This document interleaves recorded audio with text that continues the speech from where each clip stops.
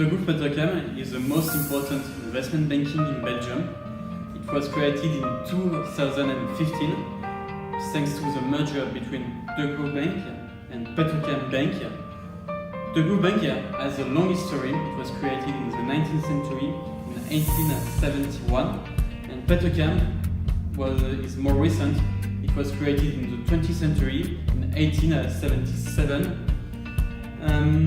Its turnover in 2016 was 336 million euros with a profit of 58 million euros. It's managed about 52.3 billion euros of assets, and the repartition of assets is 70% for asset management, 10% for corporate finance and credit and structured finance, and 20% for financial markets. The company believes in social responsibility, and they also believe that privilege comes with responsibility to those who are at risk of being left behind. They set up the foundation in 2008, and in this time, so between then and now, they've been a part of 30 projects, reaching over 1,000 people, finding solutions that provide skills, entrepreneurship and job market support. Their goal is to foster a sustainable economy by unlocking long-term economic and social value. They do this by proactively advocating for responsible investment. Now, this is important because many people lost faith in financial institutions following the financial crash in 2008. By showing a willingness to help others, Degroof is going some way to resurrecting the industry's image. Before we watching the interview from PRGF History, I hope that we should know what is asset management and the wealth management. So, asset management is the analyzing current data and risk for the investor, and wealth management is the process of growing a person through advisor solution, and the company that we choose deal with the wealth management. So now you will see an interview from PRGF. Quelle est votre position chez Degroof Petercam Bank?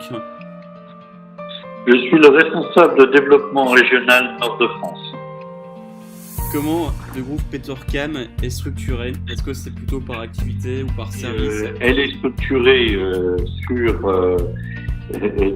différents services, et principalement la banque privée, sur l'investment banking, donc c'est la banque d'affaires que tu peux faire, l'asset service, c'est l'administration de fonds et de services de banque dépositaire, et l'institutionnel asset management, c'est-à-dire les mandats institutionnels, les fonds d'investissement, les solutions d'investissement et le recherche buy-side. Ça, c'est les métiers. On est sur la banque, et le siège principal est à Bruxelles, et est positionné sur 5 pays en tant que banque privée, sur 4 pays en tant que banque d'affaires, et avec des relais dans 96 pays, et puis dans 4 pays en termes de institutionnel asset management. Donc en France, très récent, ça, je dirais, la structure actuelle a simplement 5 ans, où on est banque pleine et entière et à 100% dépendant de Degroof Petercam, et à 3 agences, la banque, le siège France qui est à Paris, à Lille et à Lyon, et 2 banques d'affaires, Paris et Lyon.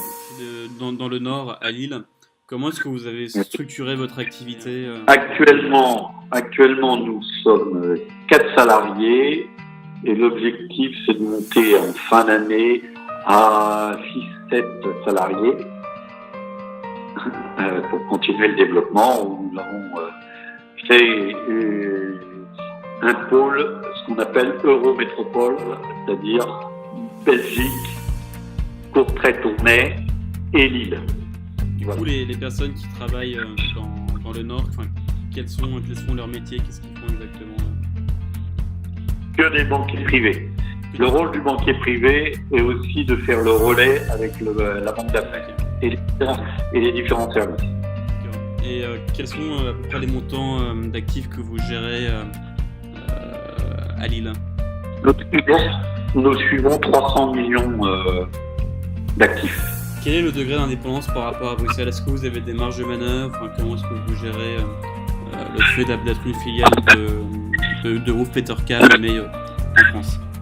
Alors nous sommes 100% dépendants de Bruxelles indirectement, d'abord de Paris, par le siège France, et puis de Bruxelles qui détient à 100% le capital de la maison. Mais est-ce que vous avez une marge de manœuvre dans la manière dont vous exercez votre métier, dans la manière dont vous gérez les actifs financiers?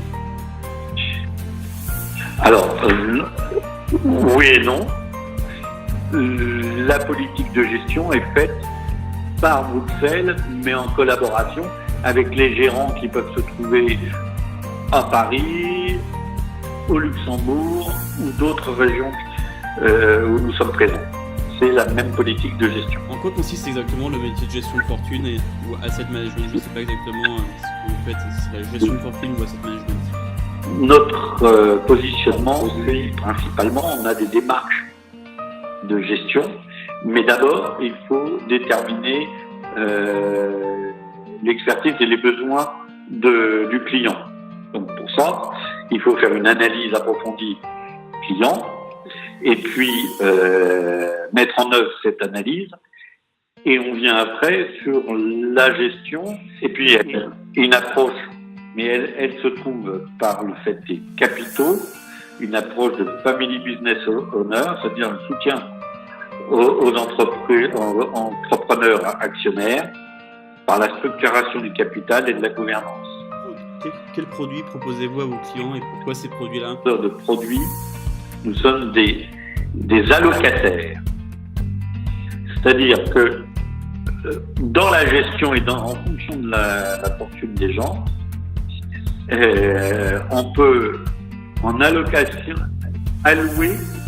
faire allouer soit des types de gestion différentielle, soit des produits structurés est une gestion différentielle, discrétionnaire, soit par des private equity ou de l'immobilier papier ou différentes typologies de produits. Mais elle n'est pas, c'est pas un vecteur de produit, elle est un vecteur de démarche.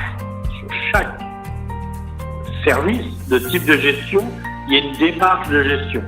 Le produit structuré, à quoi il sert dans la gestion et dans votre allocation? Est-ce qu'il remplace une marché obligataire, une correction, une protection du marché action, ou est-ce qu'il est au contraire autrement? Voilà. Et donc, comment je l'insère dans la gestion?